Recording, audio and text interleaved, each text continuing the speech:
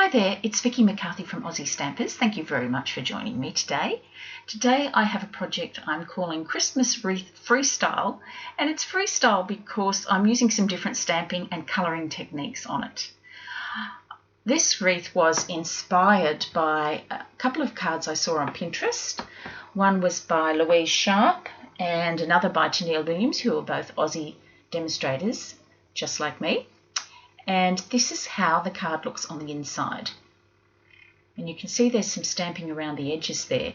The colours are crumb cake in both the ink and the cardstock on Whisper White base. And I've used some linen thread. So here is the Wondrous Wreath set and the framelits. So the stamp set and framelits go together. I'm using a basic card base in crumb cake, and I'm going to stamp the card on the outside and on the inside using the stamping off technique. So what I'm going to do is just use the leaf design and stamp it off once, and then a couple of places on the card I want it to be slightly darker, so I'm going to stamp directly without stamping off just 3 or 4 times just to lift it.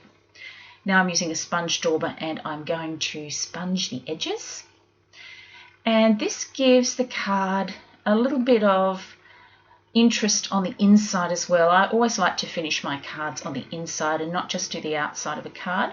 And I like to layer a card on the inside so that when you put the card on the mantelpiece, it doesn't fall over. It weights it properly. So you can see I have some scratch paper here, or spare paper, and this is what I'm going to do my stamping on. So I'm going to show you the stamped off wreath rather than the fully stamped wreath. The reason I'm stamping it off is because I just want to use crumb cake and no other ink colours, and I'll be doing some hand colouring using my Stampin' Write markers, and they'll come out darker, and I'll show you that process once I've cut it out using the framelits. So you can see I've marked where this little nib is on the end. I've made sure that the stamp was lined up in the same place that this is going to go on my magnetic plate, and the center the same. You have it going in the same direction like this. Now I'm going to run that through the Big Shot machine and cut it out. So once you've done that, you can see how beautifully it cuts. Nice and simple. And I'm going to bring in some markers next and colour some of the extra pieces on that. You can see the difference between stamping direct and stamped off.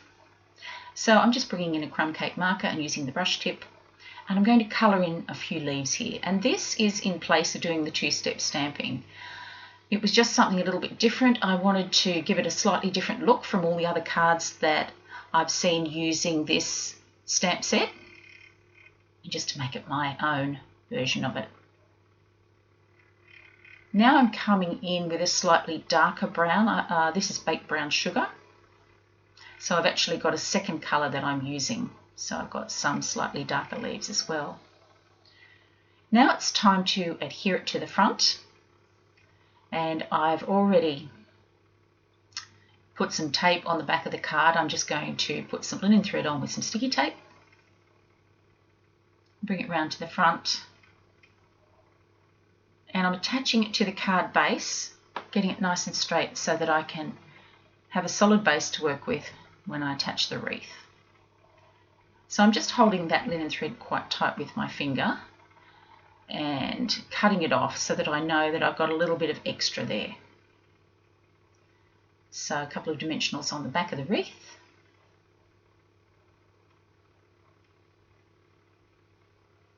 And pull the string tight, this linen thread, just pull it tight with your fingers. And this little piece now is going to form the bow, so I've cut another piece and I'm going to hand tie a bow at the top. And the linen thread goes so beautifully with the crumb cake. I use linen thread and crumb cake quite a lot, particularly in Christmas tags as well. I find that it goes beautifully together.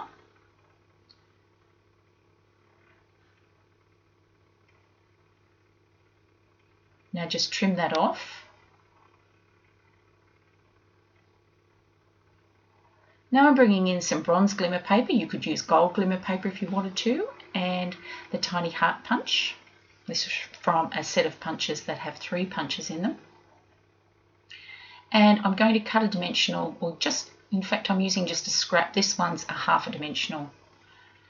And you'll see I probably need to give that, yes, I'll give that a bit of a trim.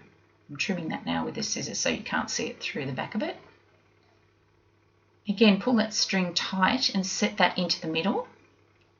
And now I need to just trim the end. So I'll bring the paper snips in and trim that off.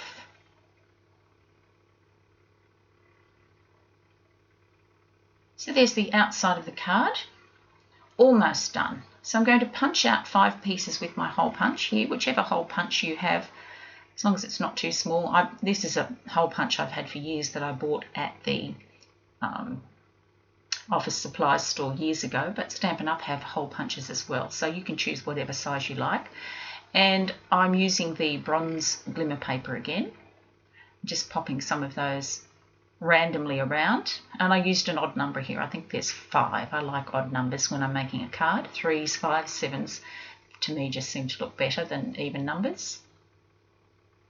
Picking it up with very fine tweezers, and you can see how I'm applying the liquid glue, the Tombow liquid glue, in a very, very, very small amount. And you know, I've learned from my mistakes of using too much glue, and then it does spoil the cards, so be light with your touch there.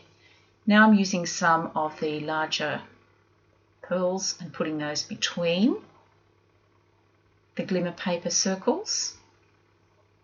So it really is a simple colour combination. It's white and crumb cake basically, with a little bit of shimmery bronze.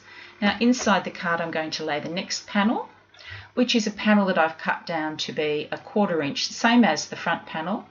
It's a 1/4 inch smaller than the card itself. There's the message. And you can see when I layer the inside piece, I always start with the corners because that's the weak spot on the card. And when you're running the snail tape along, you want to make sure that all the corners are secure. That's my little tip for you with using the snail. And I'm just going to punch out another small heart, just so that this relates to the outside of the card. And I'm having a look to see where I'd like to position it, and I think, no, I'm going to put it at the top. And the same technique here, just a tiny, tiny dot, the tiniest amount of Tombow so it doesn't show once you adhere that on top of it. You don't want the glue showing after your project is finished, and there's the card done. So I hope you enjoyed that project today. Just a little bit different, something to do that doesn't involve that lining up of the 2nd and 3rd stamps for the Wondrous Wreath. You're just basically using the leaf stamp, and that's all. Thanks very much for joining me. Bye for now.